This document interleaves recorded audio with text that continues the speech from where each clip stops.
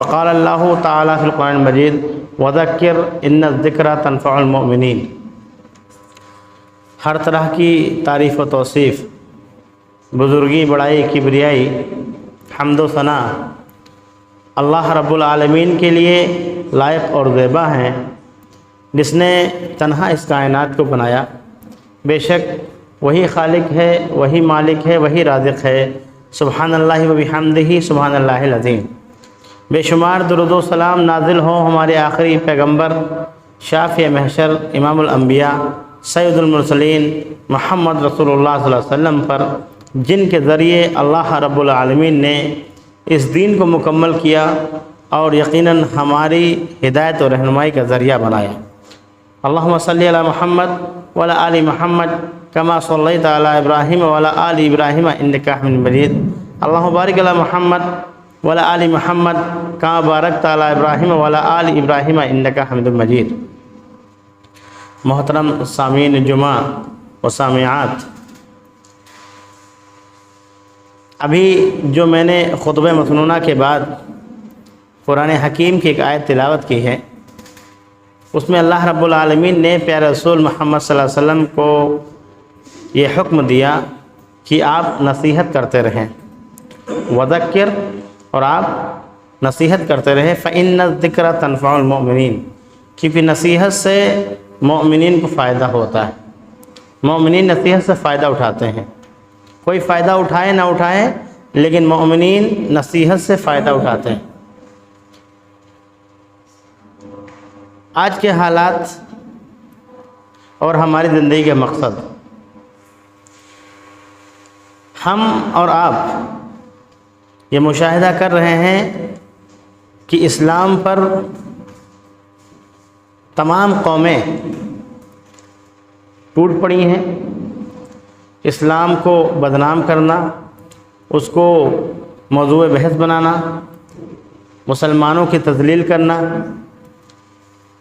مسلمانوں میں انارکی اور بے چینی پیدا کرنا، لوگوں میں اور بالخصوص مسلمانوں میں ایسی ان کی حالت اور ان کے دین کے بارے میں ایسے تشویشناک ماحول کو بنا دینا کہ خود مسلمان اپنے دین سے چڑھنے لگے، کڑھنے لگے اور اپنے دین میں ہوتے ہوئے وہ تنگی محسوس کرنے لگے۔ ایسا آج کا دور ہے، یہ ہیں آج کے حالات۔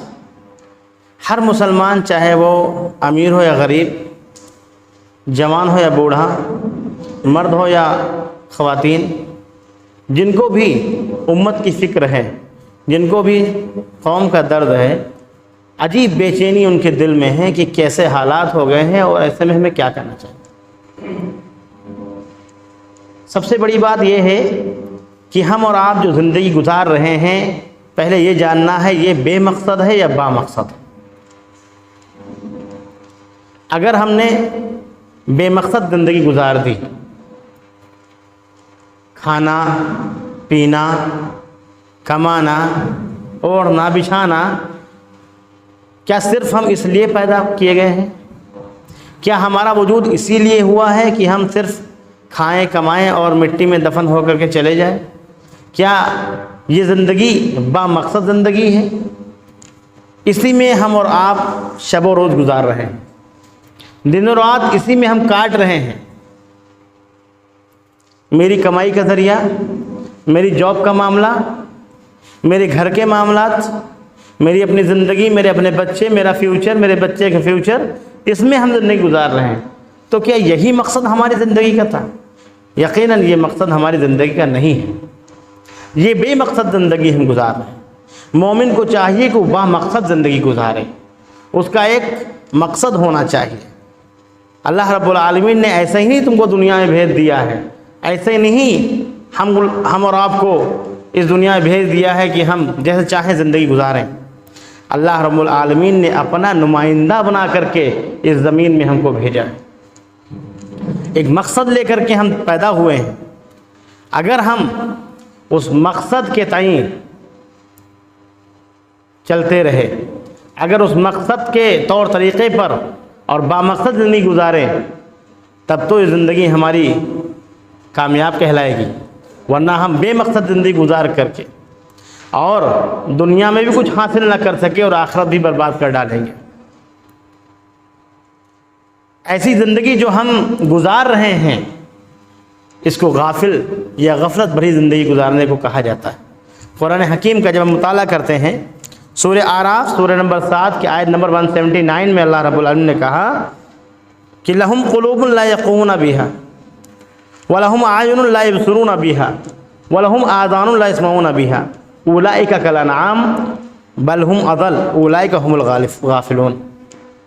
اس سے پہلے آیت کے ٹکڑے کا یہ ہے وَلَقَدْ ذَرَأْنَا لِجَهَنَّمَ كَثِيرًا مِنَ الْجِنِّ وَالْإِنسِ، اور یقیناً ہم جہنم کو بھر دیں گے انسانوں سے اور جناتوں سے۔ جہنم کو انسانوں اور جناتوں سے بھر دیں گے۔ کیسے لوگوں سے؟ لہم قلوب، جن کے پاس دل تو ہیں لیکن لا یفقہون بہا، اس سے وہ سوچتے نہیں، غور و فکر نہیں کرتے۔ وَلَهُمْ أَعْيُنٌ، اور ان کے پاس آنکھیں ہیں، لا یبصرون بہا، لیکن وہ دیکھتے نہیں۔ وَلَهُمْ آذَانٌ لَا يَسْمَعُونَ بِهِ، ان کے پاس کان تو ہیں لیکن وہ سنتے نہیں۔ اولئک کالانعام، یہ جانوروں کے طریقے سے ہیں، بل ہم اضل، بلکہ ان سے بھی خراب زندگی گزار رہے ہیں یہ لوگ۔ اولئک هم الغافلون، یہی لوگ غافل ہیں۔ ذرا ہم اور آپ اپنا محاسبہ کریں، کیا ہمارے پاس دل نہیں ہے، یا ہمارے پاس آنکھیں نہیں ہیں، یا ہمارے پاس کان نہیں ہیں؟ ہمارے پاس سب کچھ ہونے کے باوجود جو کچھ ہو رہا ہے سماج میں، معاشرے میں، اس پر چشمپوشی کیے ہوئے ہیں، ہم اس کو نظر انداز کیے ہوئے ہیں، اور ہم بالکل بیدار نہیں، ہم غافل ہیں، غفلت کی زندگی ہم گزار رہے ہیں۔ اور یہ بہت بڑی بات ہے، مائک کا مسئلہ آیا، پولوشن کا مسئلہ آیا، ساؤنڈ پولوشن کا مسئلہ آیا، تمام مساجد سے اسپیکر اتار دیے گئے، یہاں پہ 4 لگے ہوئے تھے، وہاں پر 3 2 1 کر دیے گئے، کچھ مساجد نے ہٹا دیے بالکل۔ سوچی سمجھی سازش کے تحت، اور ہم نے اپنا دامن اس موضوع پہ بحث کرنے کے بجائے اس میں لگا دیا کہ مندروں سے بھی اتر گئے۔ دیکھو نا، مندروں سے بھی اتار دیے گئے، مٹھوں سے بھی اتار دیے گئے، اور کیا بہانہ بنایا گیا کہ یہ ساؤنڈ پولوشن ہوتا ہے، اس سے کیا ہوتا ہے، دھونی پردوشن ہوتا ہے اس سے۔ ہم اور آپ نہ دین پڑھتے ہیں، نہ اس لائق ہیں کہ دین بتا سکیں، ہم اپنے دین کی ترجمانی نہیں کر پا رہے ہیں، ہمارے اوپر قومیں مسلط ہیں، طرح طرح کی منصوبے اور طرح طرح کے مسائل سے ہم کو دوچار کرنے کے لیے لوگ درپے ہیں، اور وہ لوگ اپنی کوششوں میں کامیاب ہیں۔ کہاں روڈ پہ نماز نہیں ہوگی، الوداع کی اور اس کی جمعے کی، جو آخری جمعہ ہوتا ہے اس کو الوداع کہتے ہیں لوگ، یا عید کی نماز بھی روڈ پہ نہیں ہوگی، اور پولیس والے لا کر کے بیٹھا دیے گئے۔ کیوں؟ کیونکہ وہ 5 منٹ کی نماز اگر روڈ پہ ہو جائے گی تو چکا جام ہو جائے گا۔ اس معاملے کے تئیں بھی نہ ہم نے کچھ کہا، نہ ہماری جماعتوں نے کہا، نہ ہماری ملی جماعتوں نے، نہ سیاسی جماعتوں نے، کسی نے منہ تک نہیں کھولا۔ آمنا و صدقنا، جس طریقے سے قرآن حکیم کا حکم ہے، جب قرآن و حدیث کی بات آئے تو بات مان لینی چاہیے، سر کو نہیں ہلانا چاہیے، دل میں تنگی نہیں ہونی چاہیے۔ ایسے ہم حکومت کے فیصلے مانتے چلے جا رہے ہیں۔ کیوں؟ کیونکہ ہم غافل ہو چکے ہیں، ہمارے اندر بالکل بیداری نہیں ہے، ہمارے پاس کان تو ہے لیکن ہم سن نہیں رہے، ہمارے پاس آنکھیں تو ہیں لیکن ہم دیکھ نہیں رہے، ہمارے پاس دل تو ہے لیکن شعور نہیں ہے۔ ہم حکومت کی منشا کو جانتے بوجھتے بھی اپنے اوپر تھوپ رہے ہیں، اور ہم اتنے بزدل اور اتنے کم ہمت بنا دیے گئے ہیں کہ ہم آواز تک بلند نہیں کر پاتے ہیں۔ اذان کی بات ہے، اذان کی بات میں ہمیں حدیث پڑھنی چاہیے۔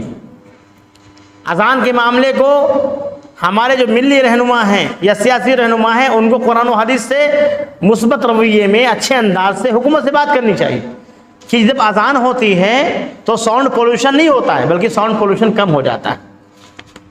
کیسے؟ احادیث میں ہے کہ جب اذان دی جاتی ہے تو شیطان گوز مانگتے ہوئے بھاگتا ہے، ہوا خارج کرتے ہوئے بھاگتا ہے، جہاں تک اذان کی آواز جاتی ہے وہاں تک وہ بھاگتا ہے۔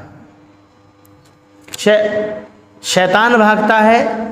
آج جن کو پریشانی ہے اذان کی آواز سے، شیطان کے کارندے ہیں، ہم آپ سے جانتے ہیں بالکل، لیکن ہم کہہ نہیں سکتے۔ ہم کو یہ بتانا چاہیے تھا اس وقت حکومت کو کہ اذان سے ساؤنڈ پولوشن بڑھتا نہیں، کم ہوتا ہے، اور اس بات کا مشاہدہ آپ سوشل میڈیا پہ کر سکتے ہیں، دلائل بھی ہیں اور حقیقت بھی آپ کے پاس ہے۔ جب کہیں اذان ہوتی ہے تو اگر گھر میں ٹی وی چل رہا ہوتا ہے تو بند کر دیا جاتا ہے، کہیں کوئی بات کر رہا ہوتا ہے تو اس کو بند کر دیتا ہے، اذان ہو جانے تو، یہاں تک کہ کتنی ہی لچھے دار کوئی تقریر کر رہا ہو، یہاں تک کہ ہمارے غیر مسلم سیاستدان اگر تقریر کر رہے ہوں وہ بھی مائک کو نیچے کر لیتے ہیں کہ اذان ہو رہا ہے۔ اتنا احترام ہے سب کے اندر۔ ایک ایسی اذان کی آواز جس سے تمام آوازیں بند ہو جاتی ہیں، رک جاتی ہیں، یہاں تک کہ لوگ اپنے لبوں کو روک لیتے ہیں، اس سے ساؤنڈ پالوشن کم ہوتا ہے۔ یہ بات ہم کو بتانی چاہیے تھی کہ نہیں بتانی چاہیے تھی؟ ہم نے بے مقصد زندگی کو اختیار کر لیا ہے، ہماری زندگی بالکل جانوروں بلکہ اس سے بھی زیادہ گئی گزری ہے۔ دل ہیں، شعور نہیں، آنکھیں ہیں، دیکھ نہیں رہے، کان ہیں لیکن سن نہیں رہے، اور حکمت کی بڑی سی چادر اور موٹی سی چادر اوڑھے ہوئے ہیں۔ ٹھیک ہے، جو کچھ ہو رہا ہے اچھا ہو رہا ہے، کم سے کم آپ اپنی آواز کو بلند کیجئے۔ آپ کا جو سماج میں اسٹیٹس ہونا چاہیے اس اسٹیٹس سے آپ کو بولنا چاہیے۔ کیا ہمیں اسی لیے پیدا کیا گیا، جانوروں یا اس سے بھی خراب زندگی گزارنے کے لیے؟ یا رسول محمد صلی اللہ علیہ وسلم کی باتوں پر اگر عمل کریں آپ، اگر ہم واقعی رسول اللہ محمد صلی اللہ علیہ وسلم کی بات مانتے ہیں، ان کو اپنا آئیڈیل اور نمونہ مانتے ہیں، تو پیارا رسول محمد صلی اللہ علیہ وسلم نے صحیح مسلم کی ایک روایت میں کہا ہے من رأى منکم منکرا فلیغیرہ بیدہ۔ اس لیے نہیں آئے تھے کہ اپنے کانوں میں آپ انگلیاں ٹھوس لو، اپنی آنکھوں پر آپ پردے ڈال لو، اپنے دلوں کو آپ مندمل کر کے بیٹھو، نہیں۔ کوئی بھی منکر، چھوٹا سے چھوٹا منکر اگر نظر آئے تو اس کو کس سے روکنا ہے؟ سب سے پہلے بازو طاقت سے، پہلے ہاتھ سے روکنا ہے، اس کے بعد اگر اس کی طاقت نہیں ہے تو زبان سے روکنا ہے، اس کے بعد دل میں برا جاننا ہے۔ آج ہم ہر چیز کو دل میں برا جانتے ہیں، جبکہ پیارا رسول محمد صلی اللہ علیہ وسلم نے کہا ہے ذالک اضعف الایمان، یہ ایمان کی سب سے کمزور نشانی ہے۔ ہم سماج پیچھے ہیں بالکل۔ بے مقصد زندگی نہ گزاریے بلکہ با مقصد زندگی گزاریے۔ ہم کو یہ یقین ہی نہیں ہے کہ ہم ہی خیر امت ہیں۔ اللہ اکبر۔ اللہ رب العالمین نے سورہ آل عمران میں کیا کہا ہے؟ کنتم خیر امت اخرجت للناس تأمرون بالمعروف وتنہون عن المنکر وتؤمنون باللہ۔ تم بہترین امت ہو، اس کا اس بات کا ہم کو یقین نہیں ہے۔ ہم کیسے بہترین امت ہو سکتے ہیں جبکہ ہم مارے جا رہے ہیں، ہم پریشان کیے جا رہے ہیں، مصائب کے پہاڑ توڑے جا رہے ہیں؟ ہم کو یقین ہی نہیں رہ گیا ہے کہ ہم ہی بہترین امت ہیں۔ 3 باتیں اس میں بتائی گئی اس آیت میں۔ سب سے بعد والی بات سب سے پہلے کریں گے، وَتُؤْمِنُونَ بِاللَّهِ، اللہ پر ایمان نہیں۔ ہم خیر امت تب ہیں جب اللہ پر ایمان ہو، کامل یقین اللہ رب العالمین کی ذات پر ہے ہی نہیں، ہمارے وسائل پر ہے، حکومت پر ہے، اور ہمارے جو حکومتی لوگ ہیں یا سیاست جو ہمارے جاننے والے لوگ ہیں، عہدیدار، ان پر ہم نے توکل و بھروسہ کر رکھا ہے کہ یہ نیا ہماری پار کرائیں گے، یہ ہمارا بھلا چاہیں گے، تب ہمارا بھلا ہوگا۔ ہمارا یقین، ہمارا توکل اللہ رب العالمین پر نہیں ہے۔ ہمارے سے مراد یہاں جتنے لوگ مسجد میں بیٹھے، میں اس کی بات نہیں کر رہا ہوں، من جملہ مسلمانوں کی بات کر رہا ہوں، چاہے ملی رہنما ہو، چاہے ملی قائدین ہو، چاہے سیاسی قائدین مسلمانوں کے ہوں، کسی کا بھروسہ، یقین مانیے، یقین ہی نہیں ہے کہ وہی خیر امت ہے۔ جس کو خود اپنے یقین کا نہ ہو یقین تو وہ کیا کر سکتا ہے؟ بے مقصد زندگی گزارے گا وہ۔ ہمارا مقصد یہ تھا سماج میں اصلاح کرنا، معاشرے میں اچھی باتوں کو بڑھانا اور برائیوں کو روکنا، یہ ہمارا اصل مقصد تھا، یہ ہمارا پیدائش کا مقصد تھا۔ لیکن اس سے ہم نے کیا کیا؟ کنارہ کش کر لیا۔ ہمارا عمل، ہمارا کردار، ہمارا اخلاق اتنا بہترین ہوا کرتا تھا کہ دشمن دوست بن جاتا ہے۔ سورہ فصلت میں اللہ رب العالمین نے کہا کہ تم برائی کا بدلہ بھلائی سے دو۔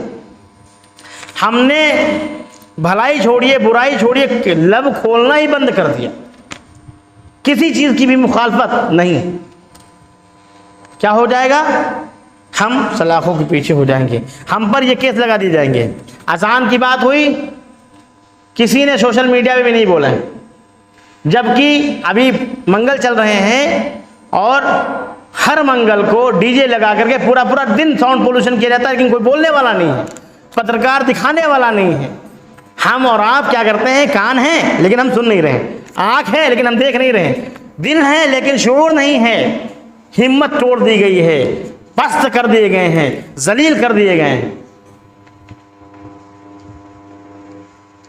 ابھی روڈ پہ نماز نہیں ہوگی، 5 منٹ کی نماز نہیں ہوگی، ابھی ساون آنے والا ہے، ہزاروں کی تعداد میں کانوڑیے نکلیں گے روڈ کو جام کرتے ہوئے، ساؤنڈ بجاتے ہوئے۔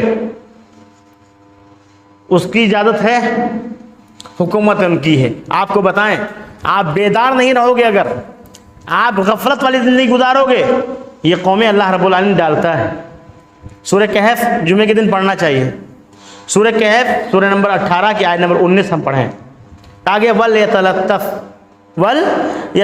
اور نرمی اختیار کرتے رہو۔ وہ جو اصحاب کہف تھے وہ غار میں چلے گئے تھے ظالم بادشاہ کے ڈر سے، اور ظالم بادشاہ کے سامنے انہوں نے اپنے ہتھیار نہیں ڈالے، اپنے ہاتھ نہیں کھڑے کیے، سرنڈر نہیں ہوئے، ظالم بادشاہ کے سامنے اعلان کر دیا کہ تو ہمارا بادشاہ نہیں ہو سکتا، ہمارا بادشاہ تو وہ ہے جو زمین و آسمان کا مالک ہے۔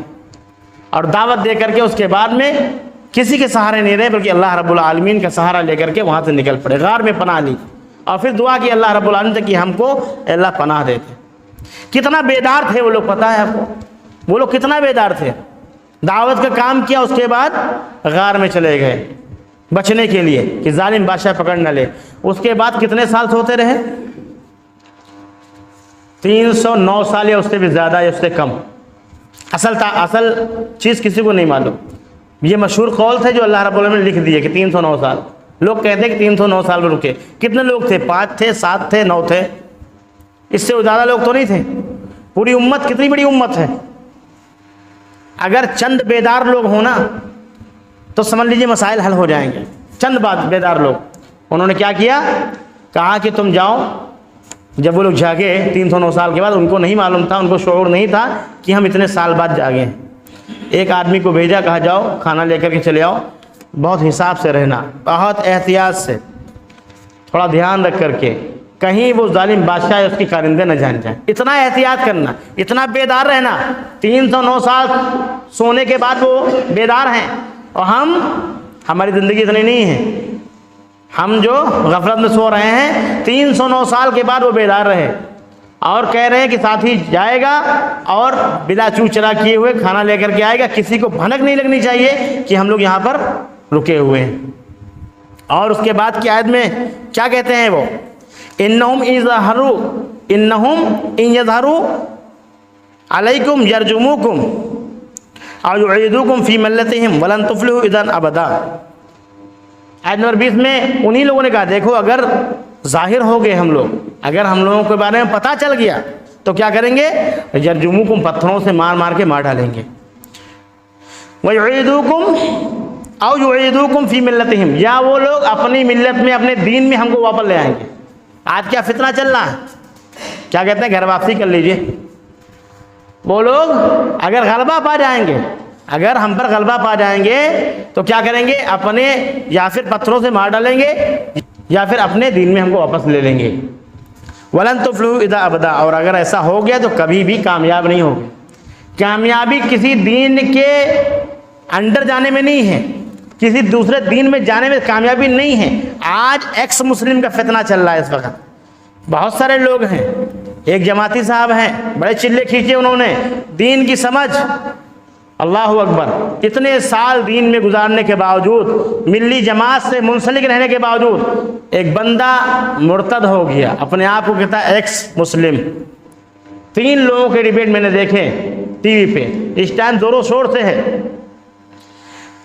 مسلمان ہو کر کے مرتد ہو گئے وہ، اور یہ ایک نیا فتنہ پیدا ہوا۔ ایسا ہی صحابہ کرام کے وقت میں بھی تھا، حالات جیسے تھے ویسے ہی ہیں۔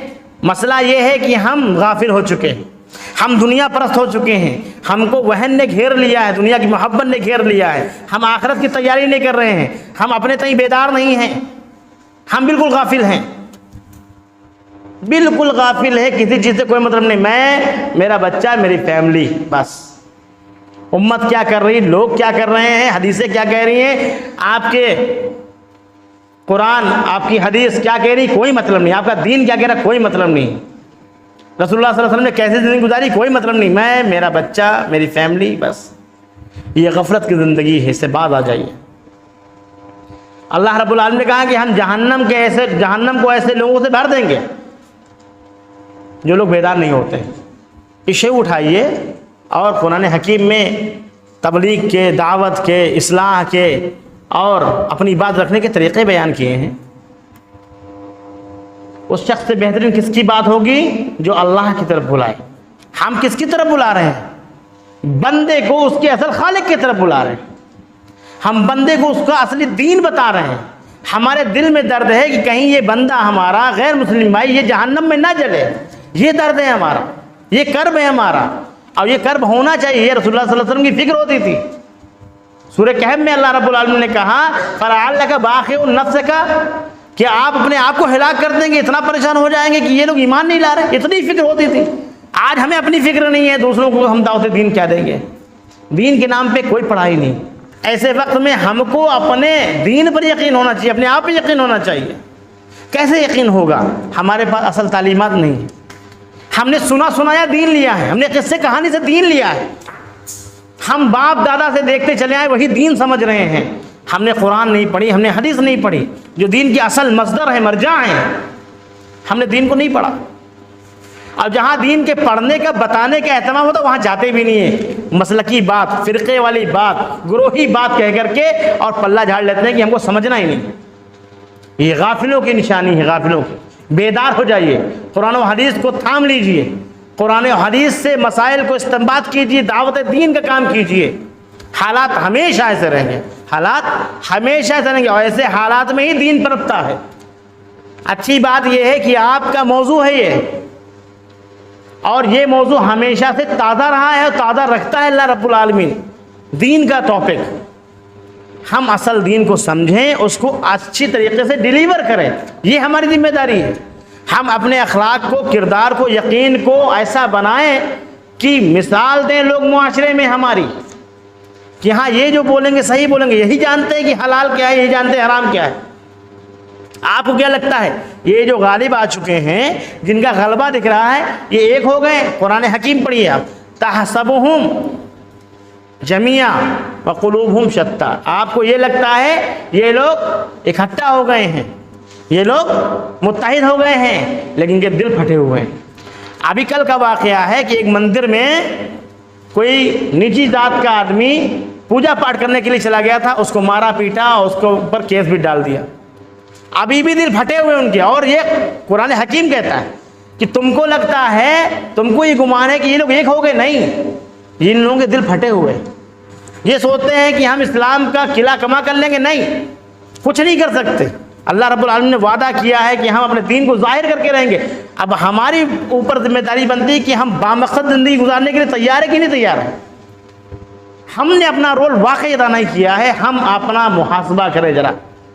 کوئی ایک تاجر کی مثال لے لیجیے، اگر آپ رات میں وہ روز وہ حساب کرتا ہے کہ آج میرا کتنا نقصان ہوا، کتنا گھاٹا ہوا، کتنا فائدہ ہوا۔